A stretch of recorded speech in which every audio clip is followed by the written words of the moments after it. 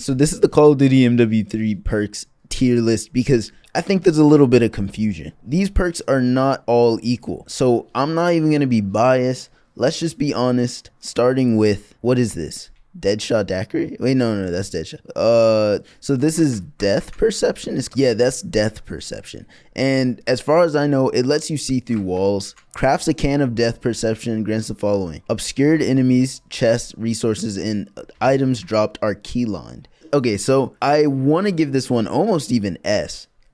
Just straight off the bat. This has helped me find so many of those tech or crystal chests that you'll see around the map. And you might just run past some or some cash registers that have just 500 essence casually just laying in there. And that type of money builds up. So I really do want to give this one an A because even just when it comes to shooting through walls or shooting before I see an enemy, like a merc, so they can't kill me immediately before I can do anything about it, I like this perk. This perk will save you a lot of money and kind of like shields because it's like wall hacks. They literally give you wall hacks.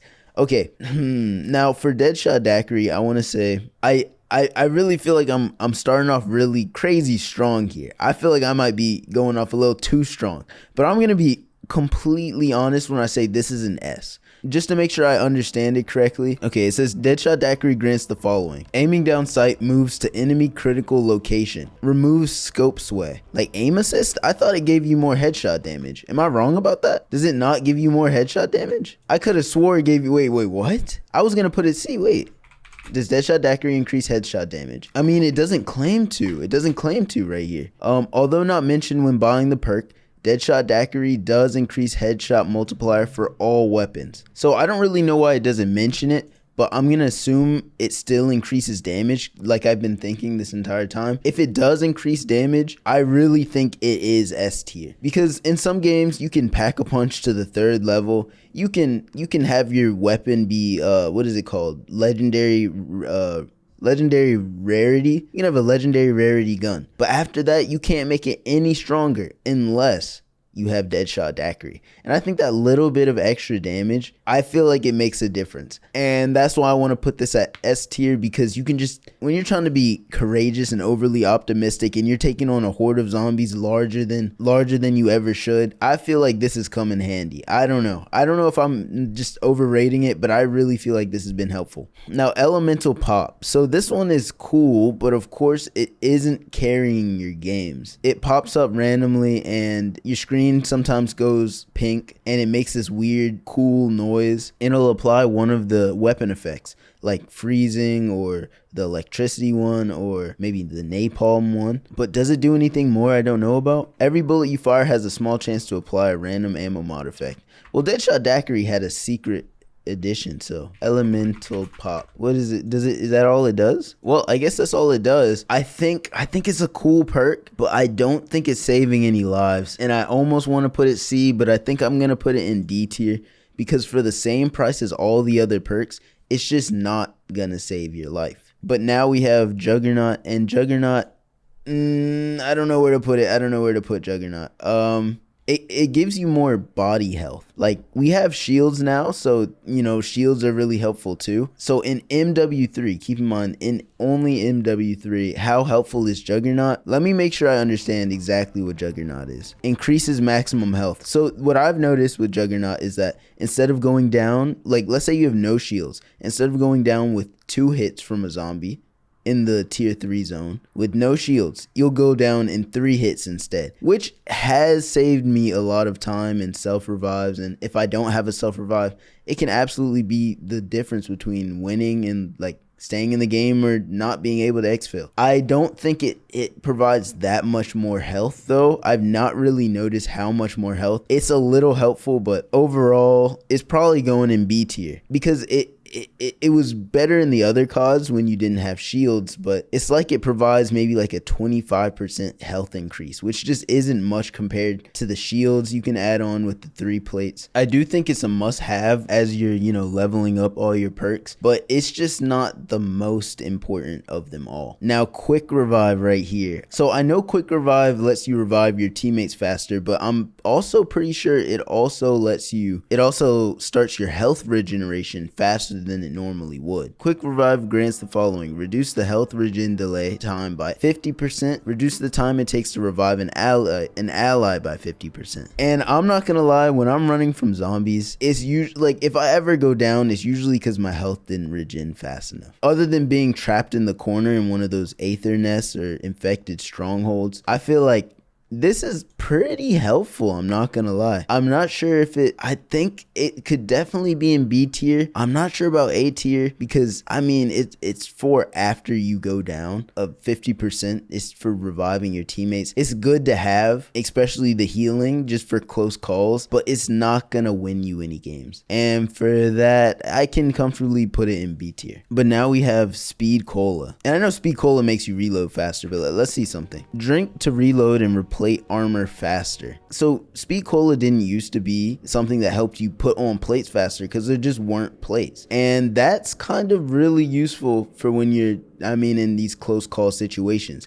if you have enough plates. And you can stack up a lot of plates, but a lot of people are already holding on to a lot of things they want to exfil with. So I really do think this one is really useful. I honestly think it's a lot more useful than Juggernaut or Quick Revive. I think it can probably go in A tier because when you're training zombies and you turn around and you run out of bullets and you need to reload to turn back around, it usually will get you hit if you don't have Speed Cola. Putting on shields takes a long time and it stops you from reloading when you're trying to shoot zombies. It just wastes a lot of your time if you don't have Speed Cola. I honestly think this is S tier because there's no game where I want to go without Speed Cola. It makes it go so much faster. You're able to have such a much higher damage output. Definitely S tier. Now we have Tombstone. So Tombstone in MW3 has actually allowed a lot of people to money glitch and double their money every game. I heard about it. When I tried it, I don't think it actually worked for me. And then something happened where like a couple hours later, it ended up working, but it just wasn't a reliable glitch. But that's not even the purpose of Tombstone. So Tombstone is for when you go down, it holds on to your loot. And you can go back to the location you died and see your tombstone and open it up and get your loot back. Only problem is, in MW3 Zombies, guess what? Your loot does not include your gun. You don't get your gun back.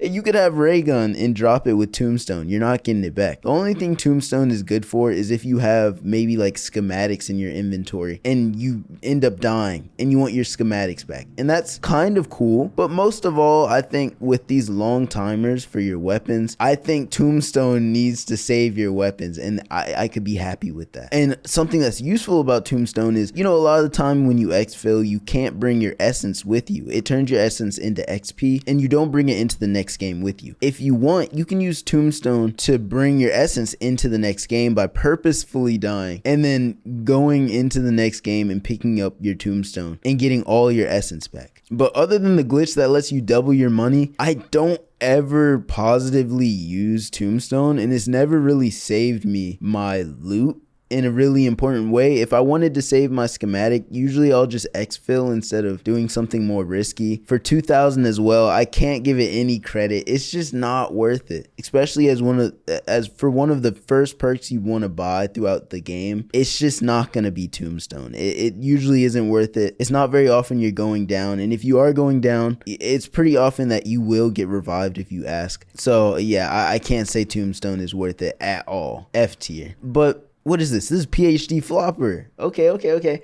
So PhD Flopper is a weird one. I don't know when this became a thing, but I kind of forgot about it. I think it even was in Cold War, but I completely forgot. PhD Flopper lets you jump on things, like it lets you dolphin dive. And when you dolphin dive, when you land, it does this explosion that affects zombies. I don't actually think it affects mercenaries, but I know it affects zombies. And it also stops you from taking fall damage. And you also don't take area damage. I don't think that's something a lot of people know, but you don't take damage from the hell dogs that will explode and then the fires everywhere. You don't take damage if you have PhD Flopper. And for that, and for all these special reasons, let me see something. Dive to prone triggers an explosion, immunity to fall.